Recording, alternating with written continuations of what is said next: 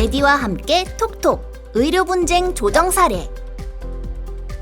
안녕하세요. 오늘 메디와 함께 톡톡 의료 분쟁 조정 사례에 대해서 이야기 나눠볼 저는 MC 박서우고요. 저는 류하영입니다. 안녕하세요. 메디입니다. 메디 오늘 어떤 의료 분쟁에 대해서 이야기할 건가요? 대장내시경 용종 절제수로 수차례 출혈이 발생했어요. 고혈압과 당뇨병 병력을 가진 50대 남성 A씨는 건강검진 목적으로 비병원에서 대장내시경 검사를 받고 용종 절제수로 합병증 예방을 위해 입원했어요. A씨는 입원 중 혈변이 보여 결장경 검사 및 2차례 지혈수를 받고 퇴원했는데요. 이후 지속적인 혈변으로 인해 다시 입원을 하게 됩니다. 의료진은 경과기록상 실로스타졸과의 연관성을 이야기하며 수혈과 지혈수를 시행했는데요. 그럼에도 불구하고 혈변이 계속되어 A씨에게 상급병원 진료를 권유했지만 A씨와 보호자는 이를 거부하고 내원 치료를 합니다. 하지만 계속되는 치료에도 불구하고 출혈 소견이 관찰된 A씨는 상급병원으로 전원을 가게 되고 대장내시경 후 지혈수를 치료받고 퇴원하게 됩니다. 이후 A씨는 비병원에서 건강검진 차원의 대장내시경 검사를 받았으나 처치 실패로 출혈이 반복되어 입퇴원을 한 후 상급병원으로 전원되어서야 회복되었다며 의료중재원에 조정을 신청하였고요. 비병원 측은 대장내시경 검사 전 위험성에 대한 설명을 했고 검사 동의서 작성 과정에서 A씨가 복용약물이 없다고 했으며 입원 과정에서 재출혈의 위험성을 알리고 퇴원을 만료했음에도 A씨가 완치 전 퇴원을 반복하였고 상급 의료기관 전원 또한 거부하였다고 주장한 사례입니다.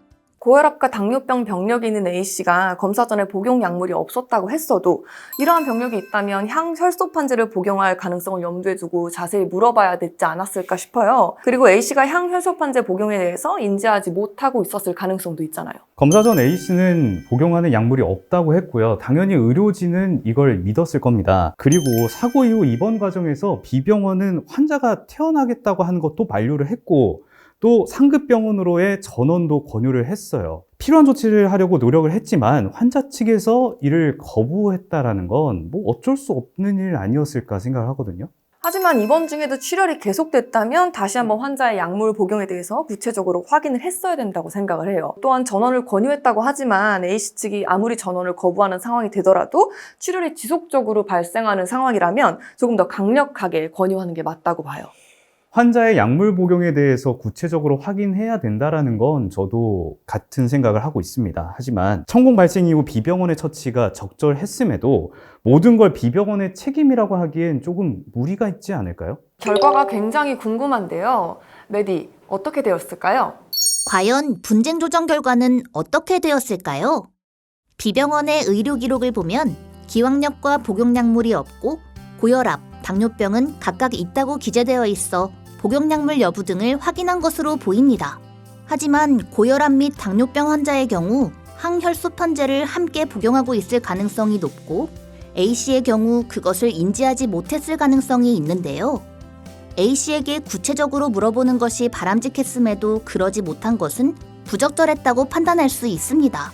이후 출혈 여부를 관찰하기 위해 입원 조치를 시킨 후 하혈이 발생했음에도 며칠이 지나서야 항혈전제인 실로스타졸과 출혈의 관련성을 언급한 것으로 보면 환자의 과거력과 복용약물에 대한 확인이 적절히 이루어지지 않았다고 판단됩니다.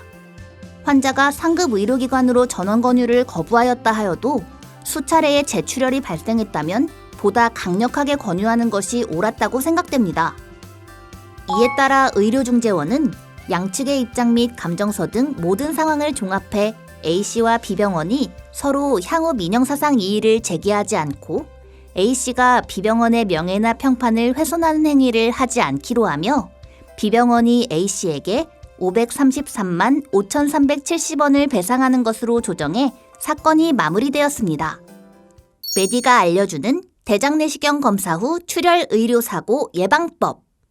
대장내시경 후 출혈은 진단내시경의 경우는 1000명당 0.6명에서 0.8명으로 매우 낮은 빈도로 발생하지만 플립절제술 등 치료내시경을 시행할 경우는 1000명당 7.6명으로 10배 이상 높은 빈도로 발생합니다. 특히 이번 사례는 환자가 복용하는 약물의 사전 조사가 얼마나 중요한지를 보여주는 사례로서 기저질환의 유무, 항혈전제 약물 복용력 등 출혈 위험이 있는 환자의 경우 혈액 검사를 통해 출혈 경향을 평가해야 합니다. 그리고 환자가 약제 복용 유무를 정확하게 모를 수 있으므로 복용 중인 약을 구체적으로 확인해야 합니다.